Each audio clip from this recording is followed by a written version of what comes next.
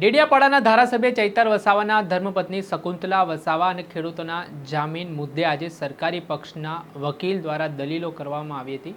થોડા દિવસ પહેલા શકુંતલા વસાવાના જે વકીલ હતા વિશાલ દવે તેમણે દલીલો કરી હતી અને હવે બંને પક્ષોની દલીલ પૂર્ણ થઈ ચૂકી છે અને આગામી 22 તારીખે ગુજરાત હાઈકોર્ટ નક્કી કરશે શકુંતલા વસાવાને ખેડૂતોને જામીન આપવા છે કે પછી તેમની સજા યથાવત રાખવી છે। શું મામલો છે વિગતે વાત કરીએ। વૈષ્ણવજન તો તેને કહીએ જે પીડ પરાઈ જાનાને રે। દર્શક મિત્રો, નવજીવન ન્યૂઝમાં આપનું સ્વાગત છે। હું છું ફૈઝાન।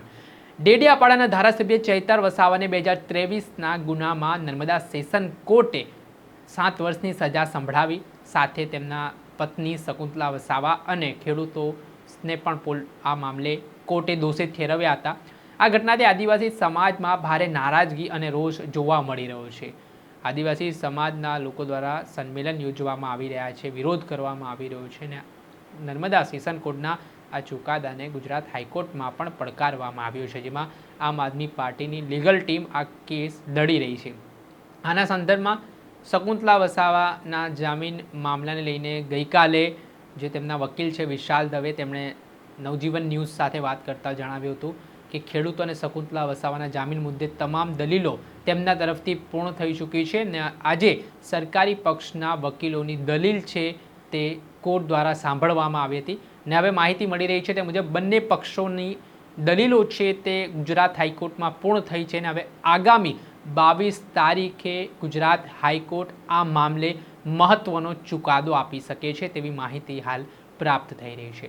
એટલે 22 તારીખના દિવસે ખબર પડશે કે શકુંતલા વસાવા જેલમાંથી બહાર આવે છે કે હજી તેમની જેલ યાત્રા યથાવત રહે છે।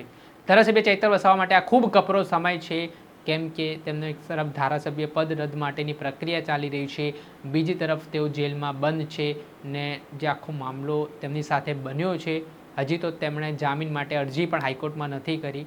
પહેલાં તેમણે હાઈકોર્ટમાં ખેડૂતો અને તેમના પત્નીને બહાર કાઢવામાં આવે તેવી વાત કરી હતી।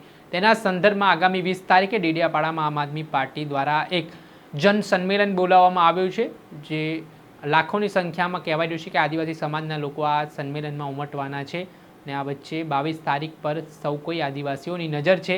જોવાનું રહ્યું કે ગુજરાત હાઈકોર્ટ આ જામીન મામલામાં શું ચુકાદો આપે છે ને જો શકુંતલા વસાવાને રાહત મળે છે તો ચૈતર વસાવાને રાહત મળવાના એંધાણ છે અને જો તેમને રાહત નથી મળતી તો ધારાસભ્ય ચૈતર વસાવા માટે આ એક મોટો ફટકો માનવામાં આવી રહ્યો છે। દર્શક મિત્રો, આવા જ નવા વિડીયો સાથે આપણે માહિતગાર કરતા રહીશું। આ કેસથી જોડાયેલા પડેપણના અપડેટો આપના સુધી પહોંચાડતા રહીશું, એટલે તમારી નવજીવન ન્યૂઝ જોતા રહો, લાઇક કરો અને વધુમાં વધુ શેર કરો।